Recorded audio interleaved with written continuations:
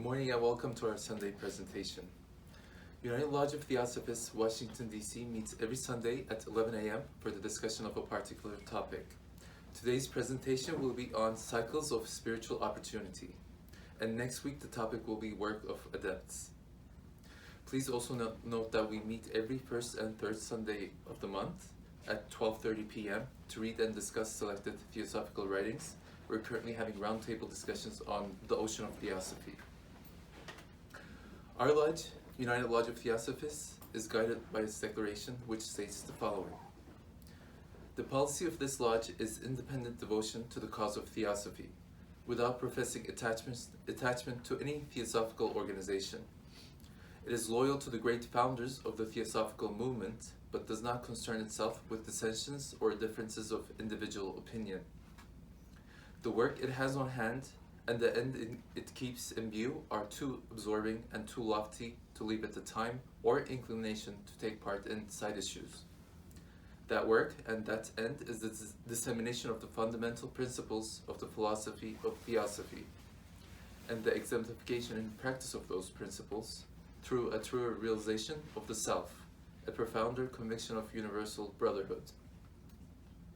It holds that the unassailable basis for union among Theosophists, wherever and however situated, is similarity of aim, purpose, and teaching, and therefore has neither constitution, bylaws, nor officers, the sole bond between its associates being that basis. And it aims to disseminate this idea among Theosophists and the furtherance of unity. It regards as Theosophists all who are engaged in the true service of humanity without distinction of race, creed, sex, condition, or organization, and it welcomes to its association all those who are in accord with its declared purposes and who desire to fit themselves by study and otherwise to be the better able to help and teach others. The true Theosophist belongs to no cult or sect, yet belongs to each and all. Today's reading comes from the voice of the silence. Sow kindly acts, and thou shalt reap their fruition. Inaction in a deed of mercy becomes an action in a deadly sin. Thus saith the sage. Shalt thou abstain from action? Not so shall gain thy soul her freedom. To reach nirvana, one must reach self-knowledge, and self-knowledge is of loving deeds, the child. Have patience, candidate, as one who fears no failure, courts no success. Fix thy soul's gaze upon the star whose ray thou art, the flaming star that shines within the lightless depths of ever-being, the boundless fields of the unknown. Have perseverance, as one who doth for evermore endure. Thy shadows live and vanish. That which in thee shall live forever, that which in thee knows, for it is knowledge, is not of fleeting life. It is the man that was, that is, and will be, for whom the hour shall never strike. If thou wouldst reap sweet peace and rest, disciple, sow with the seeds of merit the fields of future harvests, accept the woes of birth. Step out from sunlight into shade to make more room for others. The tears that water the parched soil of pain and sorrow bring forth the blossoms and the fruits of karmic retribution. Out of the furnace of man's life and its black smoke, winged flames arise, flames purified that soaring onward, neath the karmic eye, weave in the end the fabric glorified of the three vestures of the path. These vestures are Nirmanakaya, Sambhogakaya, and Dharmakaya, robes sublime. And now for today's talk.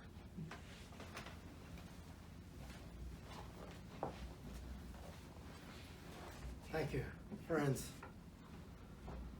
Cyclic law prevails in every kingdom of nature. HPB wrote that in a single life, a person is under the influence of numerous cycles. Each person is affected by the changing seasons of the year. While he has his own seasons, the spring of youth the summer of manhood, the autumn of adult years, and the winter of old age. He passes through the repetitive changes in his moral, mental nature, which correspond to the seasons of Mother Nature. One fundamental difference is that cycles of nature are rhythmical.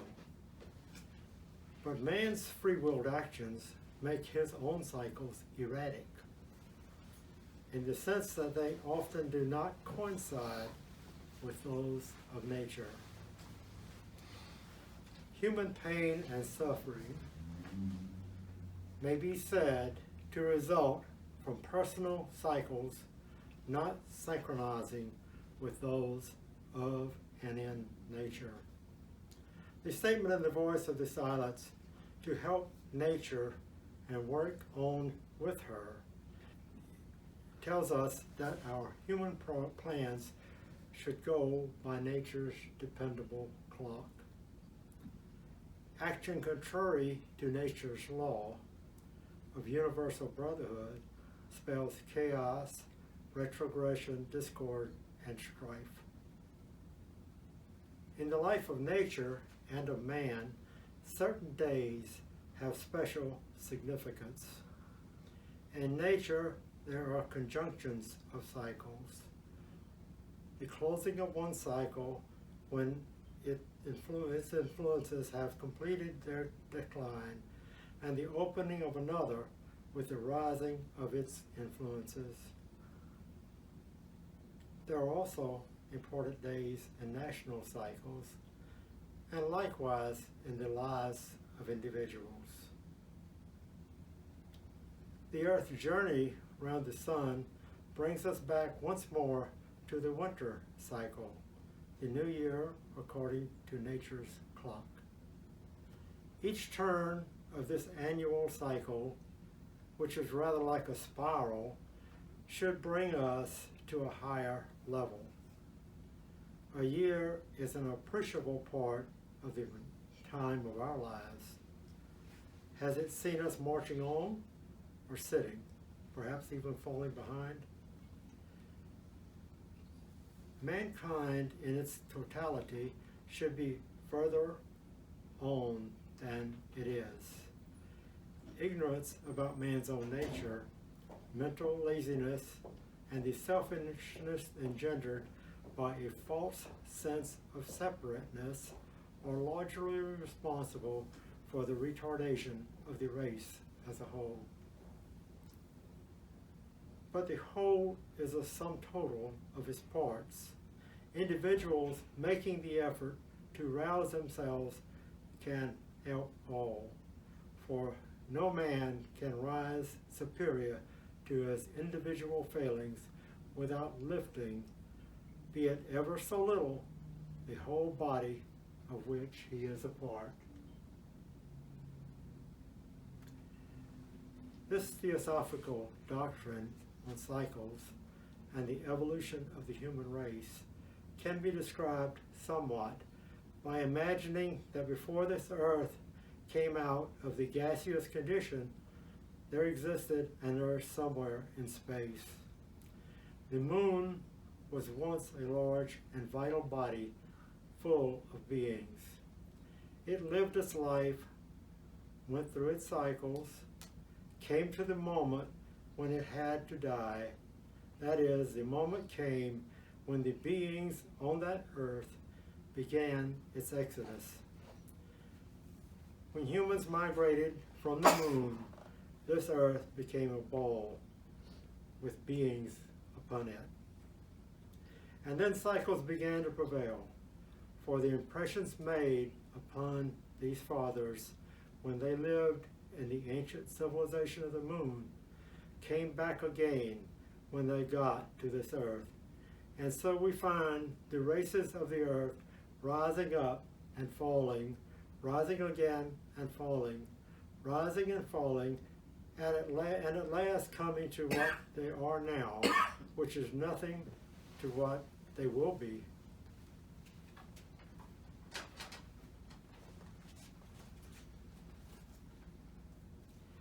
They go ever higher and higher as time goes by. When this earth shall come to its time of life, all the beings on it will fly away from it to some other spot in space to evolve new worlds as older brothers who have done the same thing before in other spaces in nature. We are not doing this blindly. It has been done before by others. It had no beginning. It will have no end. But there are always older brothers of the race who live on. We cannot turn back the cycles in their course, but we can change it a little. The older brothers have confidence and hope because the law we are all under merely means that they appear to go down in order to rise again at a greater height. We are connected in an enormous brotherhood, which includes everything, every atom in this solar system.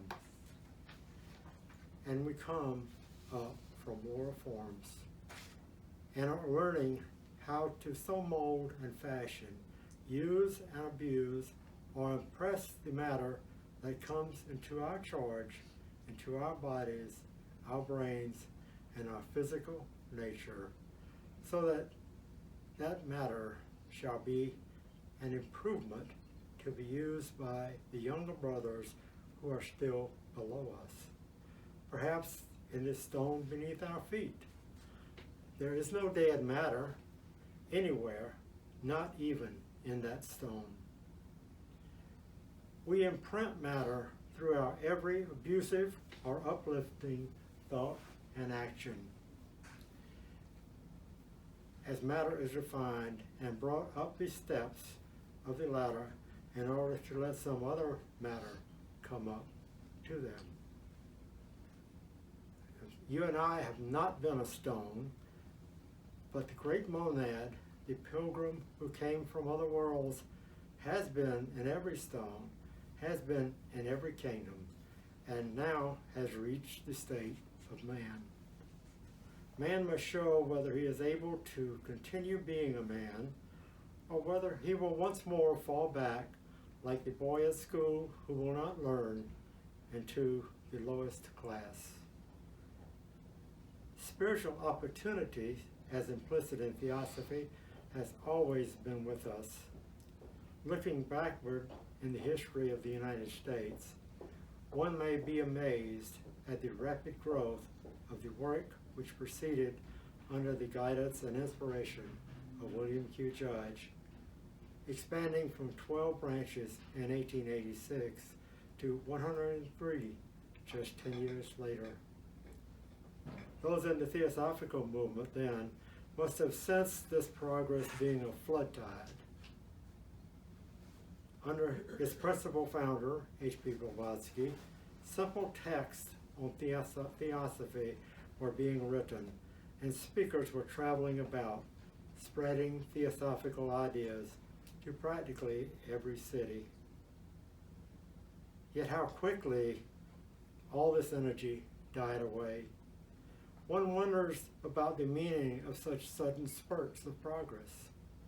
They can hardly be wasted, nor fall away to naught, although from the viewpoint of organization, the only progress worth recognizing is represented by visible gains which are not lost. Fortunately, the viewpoint of the Theosophical movement is not that temporary vehicle for educational effort called an organization. In past centuries, during the eclipse of reason in the West, only a few individuals could be found who represented the Theosophical movement. A lonely alchemist here, a learned monk or persecuted heretic there. These knew little of the spirit of organization. More than anything else, the Theosophical movement is embodied in a temper of the mind, a spirit of eagerness and acceptance in the attitude toward life. The Theosophical movement is successful only to the degree that his spirit is gradually absorbed and adopted by the culture in which the Theosophists work. And such success can hardly be measured by and save those who read the meanings beneath the surface of events. It is so also with the progress of individuals. And when we look into our moral character, we find the same thing. As in the ocean tides, so there are tides in man, called return of impressions. If we do a thing once, there will be a tendency to repeat itself. Do it twice and it doubles its influence, and so on all through our character, which shows a constant return of cyclic impression. This has the greatest possible bearing upon our evolution as particular individuals, as HPB often transmitted to us. An opportunity will arise for you to do something. You can neglect it, and the same opportunity will return, although maybe not until another life, but it will return under the same law. We need to pay attention to the return upon ourselves of impressions we created. Perhaps we have a despondency that keeps coming back. We need to realize we can only have good results by producing opposite impressions to bad ones. In ULT pamphlet 24, Mr. Judge notes that if we maintained a diary, we would observe that depression occurs at regular intervals. When the depression cycle returns, we must compel ourselves to feel joyous, even against our will, or at least try to feel the joy of others. We may do this next day or even 2 days later. We would then have implanted joyous impressions, so that when the depression returns, it brings along with it the impressions of counteracting joy. Soon we would establish a joyous cycle. By paying attention to cyclic return of impressions, we can save time and effort in training of mind and body. If we eat at regular times, our digestive system is ready and active so that the food is digested well. If we study at a fixed time every day, then the mind comes ready for work so that more work gets done. But why stop at moods and feelings? Day-to-day circumstances come to us under the great cycles of karma and reincarnation. The law of karma postulates that an impulse returns in the course of time. Under the law of reincarnation, man comes into this world, lives a life, and then dies to come back in a new body and personality. HPB's statement over 100 years ago was like the old prophets saying, quote, "Prepare for a new era of things. Get ready for what you have to do." Today's civilization is the crudest but highest now on earth. It is the beginning of that great civilization to come, where the new civilization will put out a hand once more to grasp that of the ancient East, who has sat there silently, doing nothing all these years, holding in her ancient records of the philosophy which the world wants, the philosophy and ethics that the Theosophical movement is trying to give us. Mr. Crosby writes in The Friendly Philosopher, "Opportunity to understand and apply theosophy comes from karma to the very few. This comes from neglect or misuse of opportunities in former lives in many cases. Those of us fortunate enough to contact theosophy in this life may ask, how do I use this opportunity? As Mr. Crosby says, it is the height of unwisdom to neglect the opportunity again, most especially in those cases where it is brought home without effort.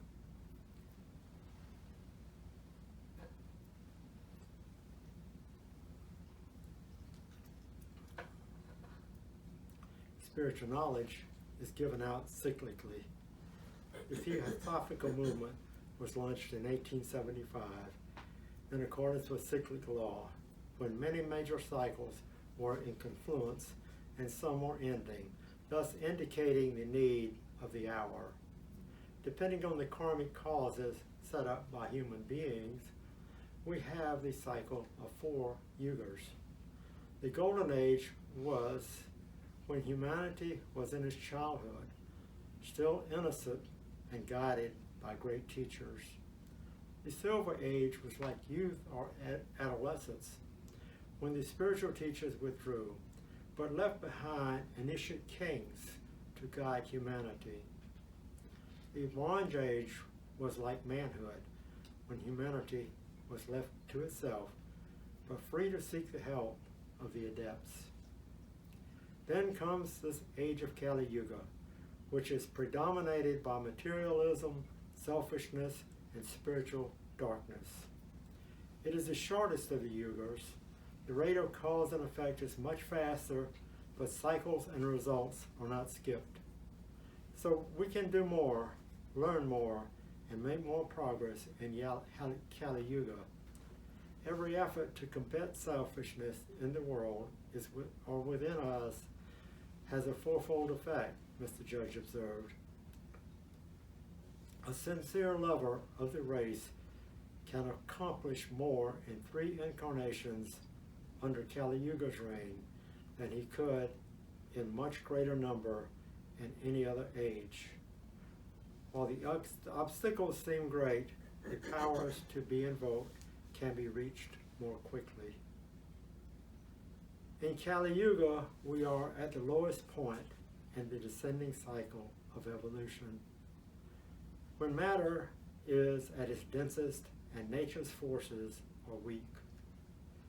When the cycle is ascending, nature's forces are powerful.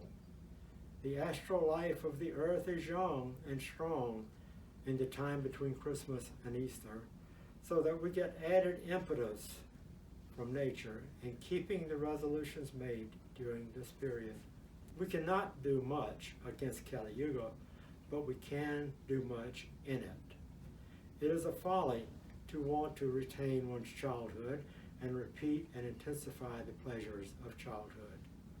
In fact, the cycle of pleasure shows that the law of diminishing return sets in when we try to repeat and intensify the pleasures. As Through the Gates of Gold suggests, when a man drinks his first cup of pleasure, his soul is filled with the unutterable joy that comes with the first fresh sensation. But with every attempt to repeat and intensify this pleasure, we seem to add a drop of poison, till at last the whole cup is filled with poison. It was said that he who tries to seize an opportunity after it has passed him by is like one who sees it approach but will not go to it. When we come to realize that we must come back in this cycle, that we are subject to evolution, that we are reincarnated pilgrim souls, then we will see that the Theosophical movement, what is trying to do. The great end and aim is the great renunciation. That is, after progressing to great heights, which one can only do by unselfishness, at last one says to himself, I may take the ease to which I am entitled. For what prevails in one place must prevail in another, and in the course of progress we must come at last to a time when we can take our ease. But if one does his duty, one must make up his mind when he reaches the height, when he knows all, Instead of sleeping away one's time, one will stay to help those who are left behind, and that is the great renunciation. That is what is told of Buddha and of Jesus. This great doctrine of renunciation teaches that instead of working for yourself, you will work to know everything, to do everything in your power for those who may be left behind you. Just as HPB says in the voice of the silence, in the passage the first speaker read, step out of the sunshine into the shade to make more room for others. And that is what the Theosophical philosophy is intended for. That is why the Mahatmas directed HPB to come out at a time when materialism was fighting religion and was getting the upper hand. And once more, everything moved forward in its cyclic way, and these old doctrines were revivified under the guidance of the Theosophical movement. They explain all problems, and in the universal scheme, give man a place as a potential God. Theosophists have a many-sided mission, but the most important aspect of that mission is his own self-evaluation of the esoteric philosophy. The many make the one, and every single unit of the human family makes or mars its fate. The theosophical aspirant must try to see the world and humanity as one, and eschew that which is weak in our habits, customs, and manners and methods, and to adopt better substitutes. Every organ of the whole person must be brought into action. Similarly, our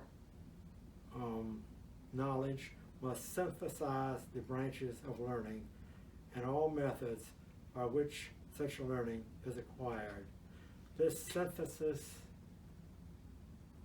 is the soul of knowledge, and therefore Theosophy is that synthesis which we must apply in understanding and expounding our worldly learning. Theosophy is the refuge of the devoted and the earnest, who desire to save not only their own souls, but also the souls of those who are eager to participate in the work of uplifting the world. That's the prepared talk. I would turn it over to the, for comments and questions. Thank you. I was not at the beginning of your lecture, and perhaps you covered this. And are those cycles of spiritual opportunity coincide with spring, with awakening, with renewal, with that flow of energy that spring brings, or is there any tie between the two, or maybe you covered this, or? Well, in nature, yes, so those cycles are synchronized, and they're, you mentioned several important cycles in your question, and they are perfectly synchronized. They come at different times. Some of them do. Can you please repeat them? Begin and end. The question was, those cycles of opportunity, do they come? If they coincide with the spring, with And renewal, to coincide with spring, the flow of energy right. that spring brings. Right, and the flow of energy and so forth. Yes, they do. And our individual flow might be different, and that's what causes the conflict. But the cycles that we have, and you mentioned the spring, and one that we talk about a lot is the end of the year. That cycle where we have the opportunity to do good with a multiplied effect. They are there, and they come, and it's all documented, the kinds of cycles they are, and there's reasons for all. There's a reason for the season. So that's kind of a short answer to your question. I wanted to follow up her question. We say in the winter between Christmas and Easter, you mentioned that in your talk, how the astral light is, young, or it's more ripe for. It gives you opportunity to do more work, and set, intentions and carry it out, Mm-hmm. right? Is there any other high-level perspective on, similarly for spring, summer, fall, how those seasons, how those energies flow, what's the intentions are for those seasons, why do we have those seasons, what's the purpose from a spiritual perspective? Well, sure. In spring, you ask about. Now, we talked about the winter cycle, where the sun is this apex, I think it's called. The sun is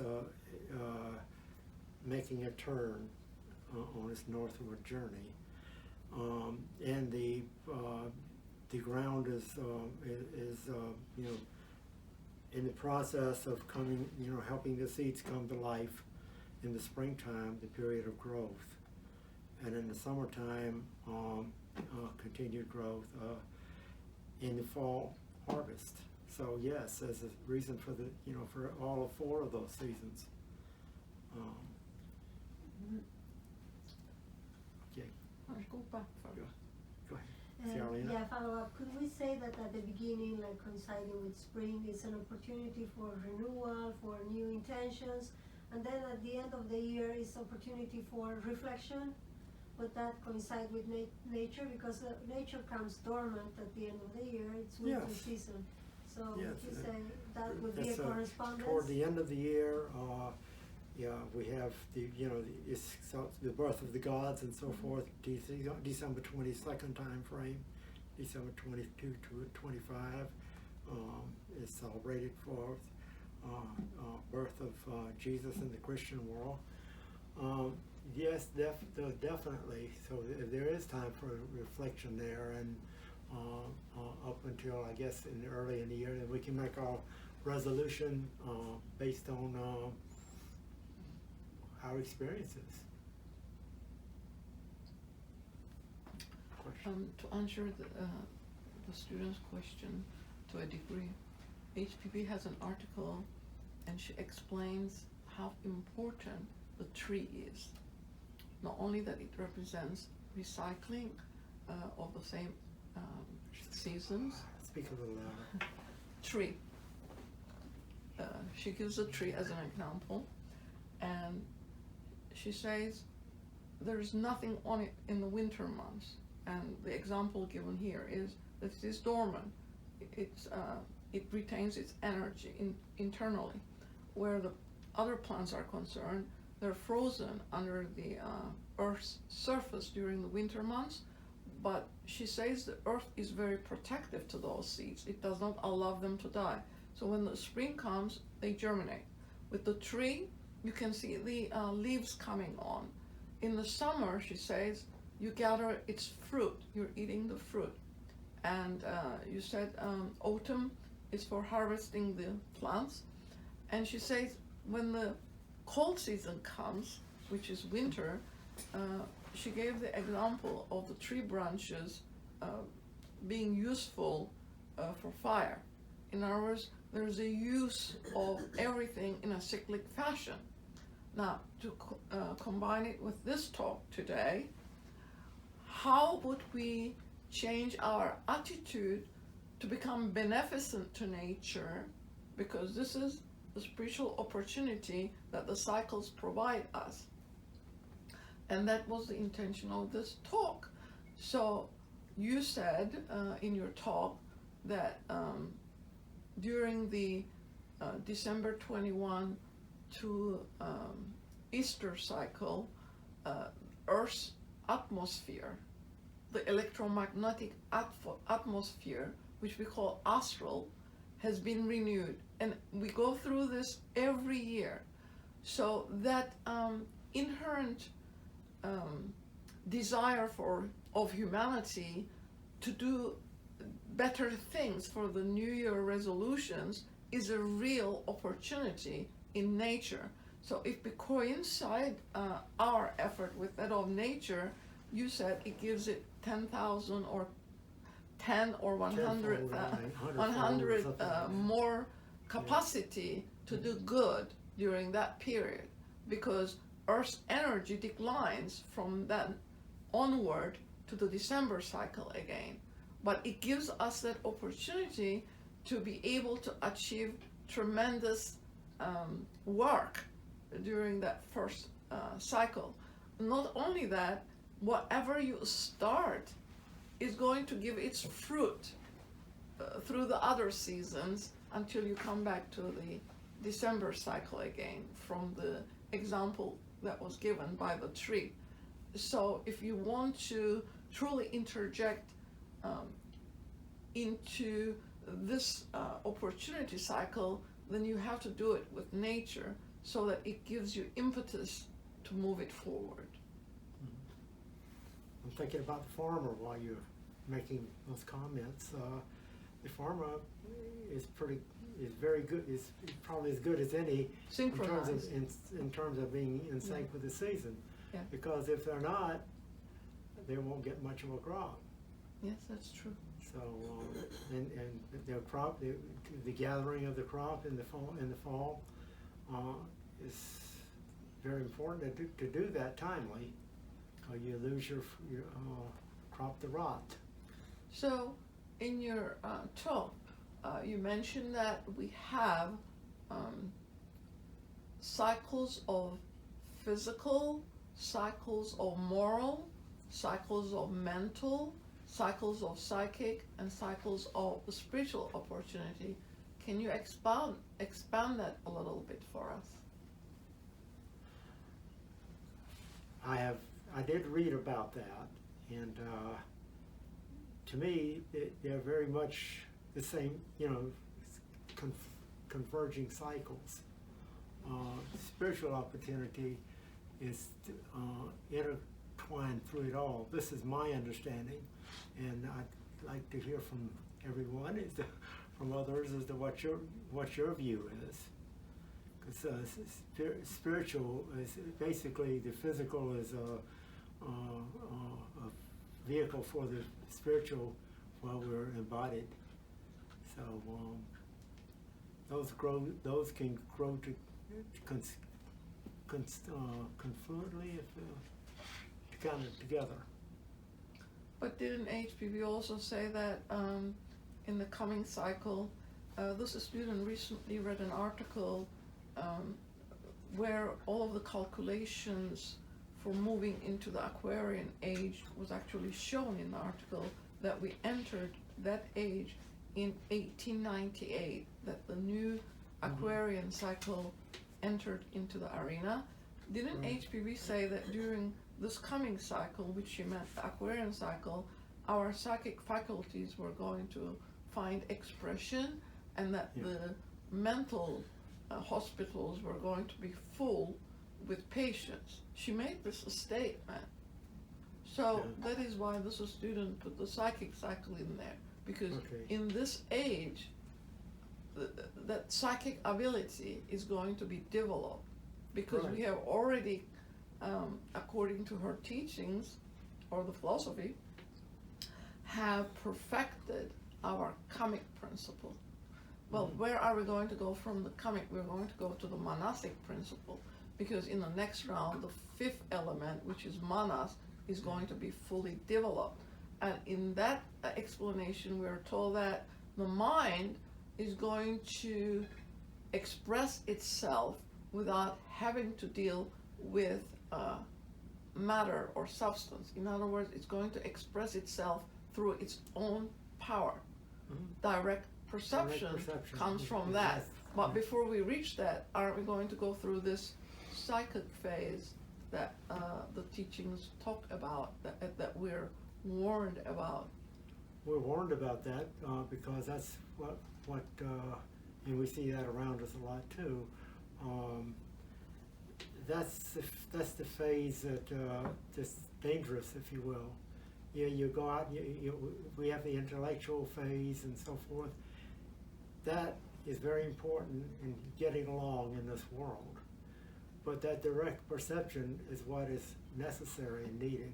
And there are those who are around us who seem to just know what to say and what to do all the time. And that's what the spiritual side of it helps us achieve. Well, perhaps if you expanded on it a little bit, it will help people to understand themselves, like the Right. pineal gland is necessary Absolutely.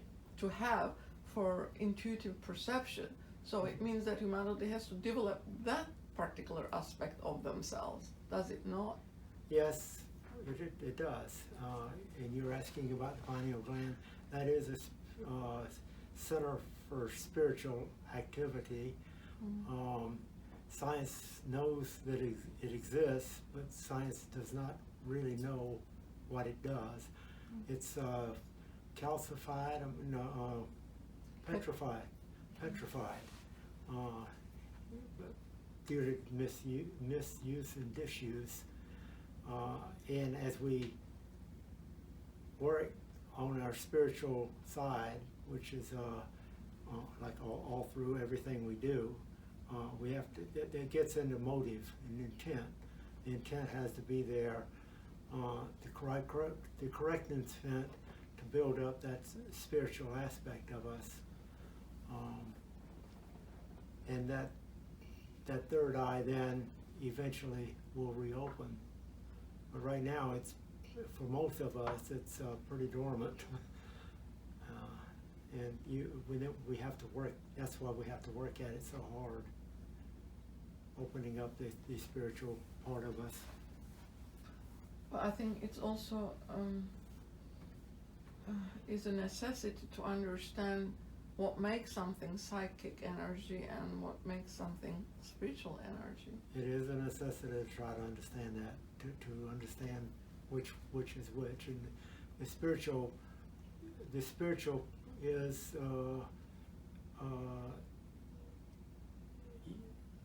is something that we develop through.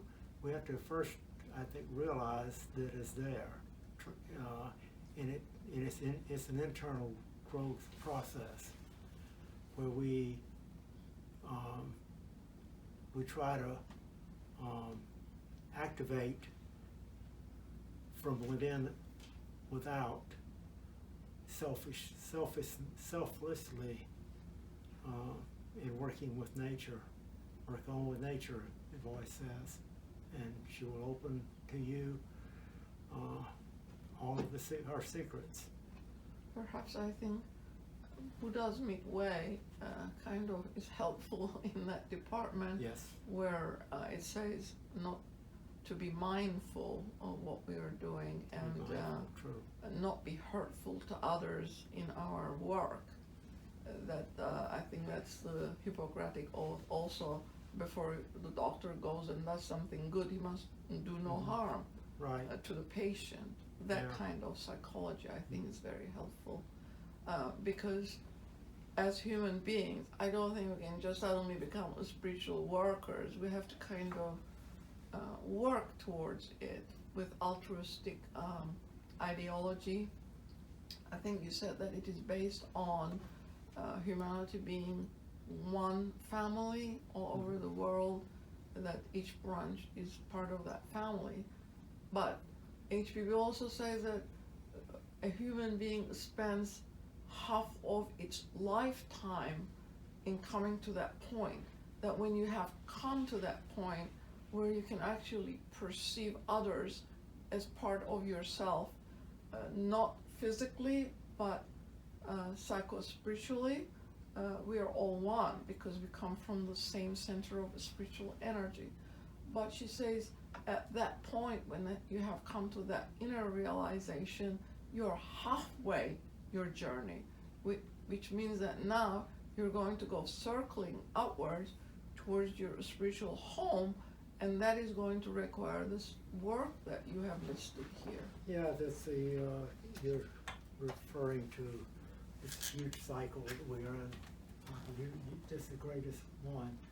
We have come down from the spiritual, we come into matter, and it said that we are about right here, going back up.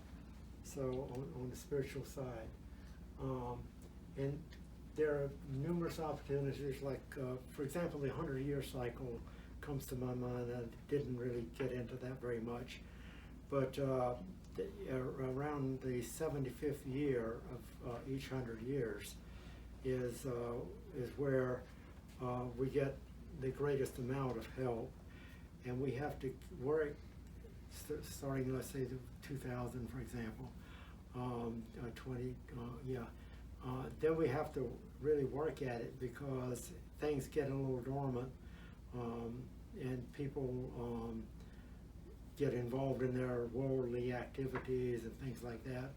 And we have to, as we get these opportunities, Theosophy was one that was thrown out. Mr. Crosby said, you know, you got this opportunity, take advantage of it, and don't, wait. You have to do it in season to get to take it to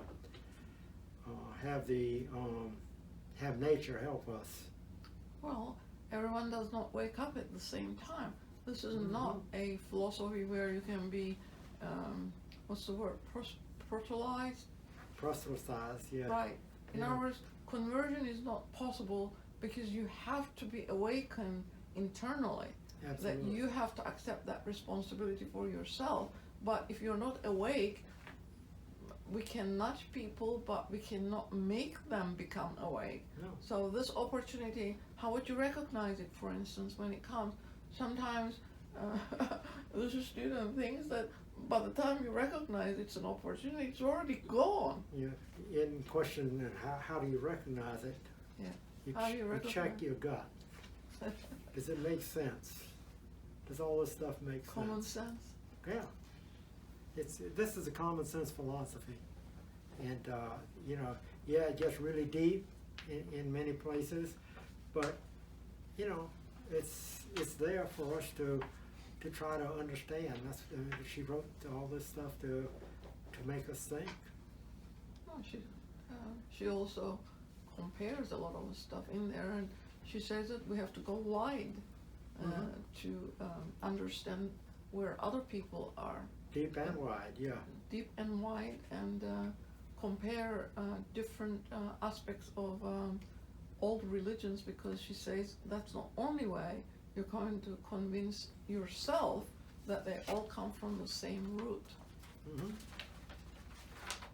Well, there you are right here. The objects form the nucleus of universal brotherhood of humanity.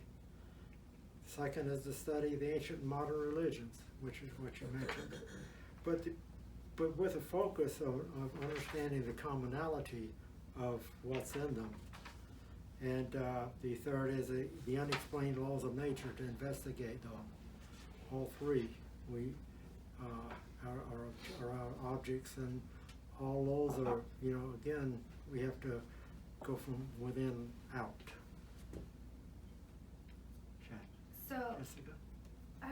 I've been thinking a lot about the connection that everybody has, and one thing that I've been thinking about is that there's a lot of different layers of that, like we're connected in a community, and Theosophy talks about it a lot, like, nation, and then like planet, or different like races or cycles or whatever.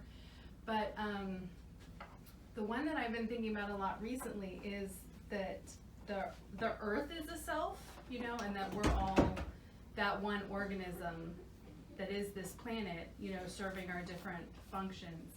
And I was thinking when you were talking that in order to kind of understand the different cycles and kind of diagnosing like how we're in sync or out of sync, you kind of have to get in the perspective of whatever self that cycle is representing. So like if it's a cycle of the planet, then it could affect us as a self in that self planet, like that we're Gaia, or whatever you want to talk about it, like evolving on a planetary level instead of just like, and if you're having health issues in your body, maybe you need to think about the self as as your incarnate physical body.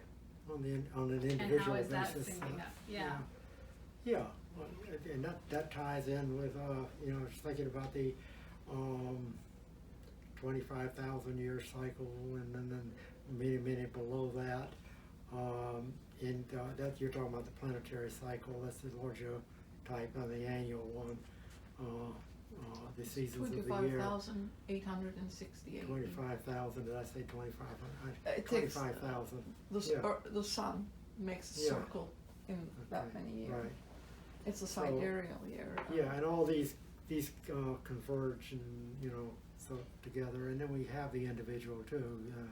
We have the like I said here, But the birth and the aging and all that, and there's a lot of stuff in between. We get sick and we get well and all that. It's an why do we individual get thing. sick, for instance?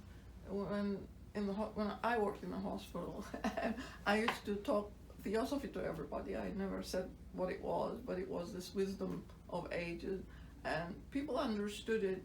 And the patient said, "Miss Densler, are you implying that I made myself ill?" And I looked at her and I said, "Well, what do you think?" So when I get ill, I accept responsibility that I gave it to myself. I don't think it came from somewhere else.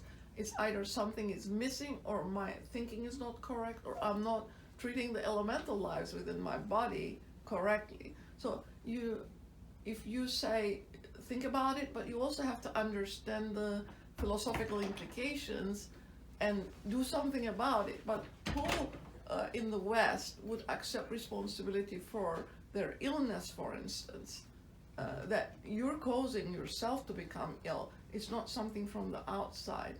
Because in one of those articles it is stated that you would never catch those childhood diseases if you did not have the propensity for the virus to enter. In other words, the physical body is a complete sacred unit because you occupy it. In itself, it has no life, but the astral body gives it life, the soul gives it life, and the mind has to work through it so that the higher and the lower can join together and give us a physical existence. But how do we explain this to people who have never been exposed to it and do not accept responsibility for what they're doing? Because healing starts from the physical outwards. In other words, when you're ill, mind, jiva, astral body, it comes through those and finally exhibits itself in the physical body. Remembering the elementals are the soul life or the atoms. So when you're going backwards, healing has to start first on the physical plane. And I introduced this to my own oncologist, and she said to me, "You're the first one of my patients who has assumed responsibility for their own condition in life." She says, "If you say this to other people," she said, "they will not accept it." She said, "I was the first one who told her that I accept responsibility for my own illness." So how do we make these ideas more universal is the question that this platform is always concerned about, so that we can help a greater number of people understand who or what we are and help themselves, and in helping themselves they also help humanity move forward. It was in the song talk too, that we are potential gods. Yes. Who in this society would not cringe at that statement? Yeah, that's kind of Blasphemous. it is. It is. It's thought of as that. Yes, but it's true. The God. It's not that you're talking about belief in God. There's no outside being that's intertwined in all of nature, and intertwined in ourselves too. Well, it's just we have to twist our thinking principle a little bit to adjust ourselves to the 21st century, which is the Aquarian age. And by the way, this age is going to be built upon compassion. Compassion. Yeah. Yeah. You had a comment or question maybe Yes, earlier. going back to We mentioned that we were working on our fifth principle, manas, and the student's understanding is that Theosophy is helping us connect it to buddhi manas, and when the time comes for us to quote unquote perfect the manas principle, are we gonna not differentiate between the lower manas and the higher manas anymore, and it's just going to be, as we discussed, direct perception? I mean, we talk about that as lower. Go ahead. I wanted to continue and say, after fifth is perfected, then are we going to work on the buddhi principle and its ties to atma buddhi or buddhi manas? How do we foresee the next work that we have after we complete complete may not be the right word, but when we make progress on the mind principle, what's the next focus? Yeah, your question focused primarily on we're on this earth now, and we have this quote lower mind that we talk about all the time, and that is there's only one mind. We only do that to try to differentiate and understand, because we have to have that reasoning mind, because most of us are not perfected beings, and we do not have direct perception. That's not perfected yet, but we have that potential to work at it and continue to be.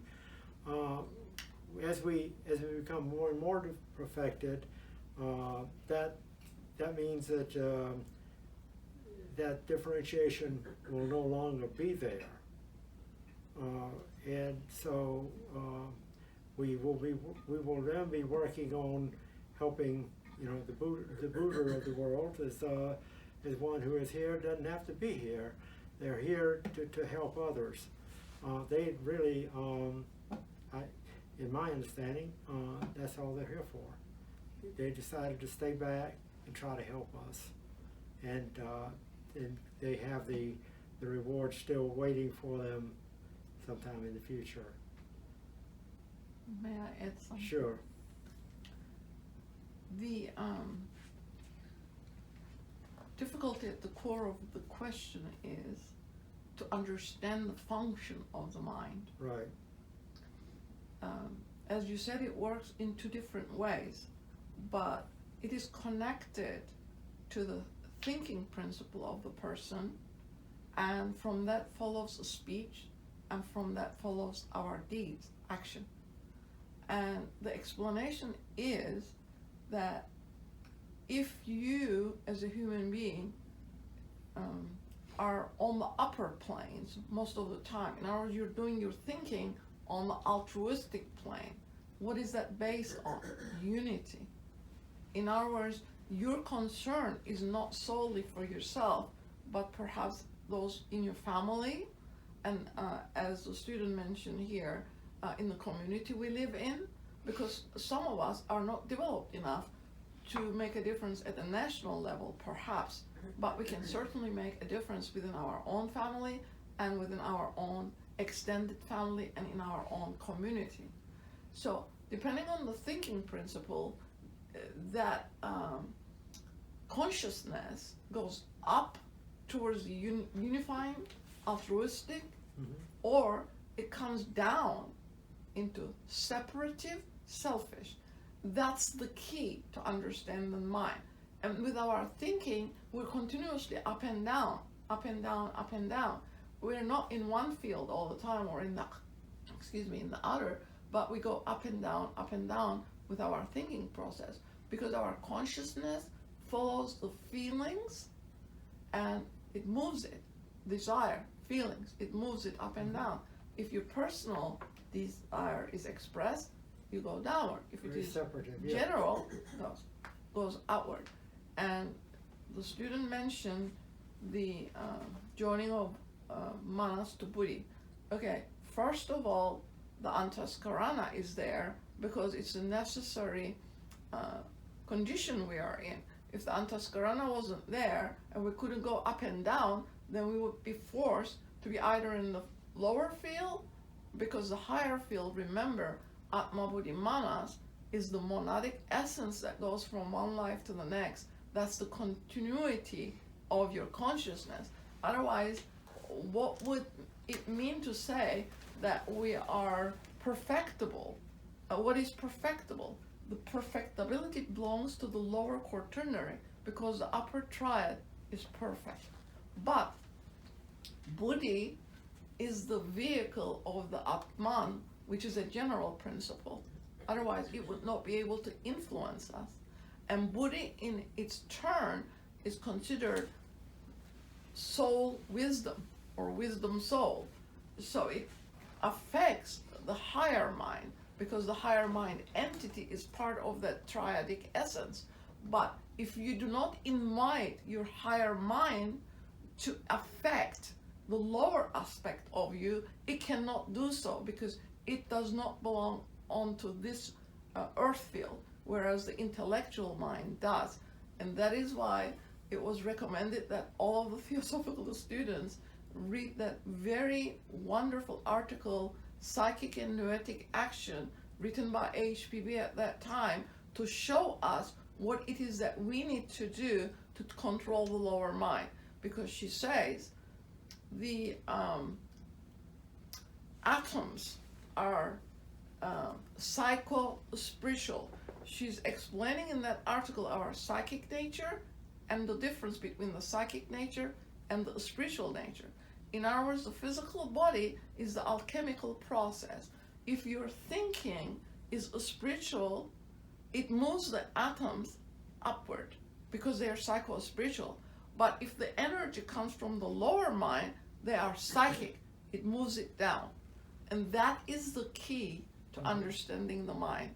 There is no other way it can be influenced. It's your own thinking, your own speech, and your own activity that influences those atoms in the physical body. And you either uplift yourself or you bring it down. We talk about this as in our sevenfold nature now, but as we become perfected, it will be this part. Well, it'll be all that, but this part will totally rule. And I think we'll cut it off here, unless we have any other comments or questions. We are going to have a little break, and there's some refreshments over here. And it's the first Sunday, so we will have the afternoon meeting where we're going over the ocean of Theosophy. Thank you.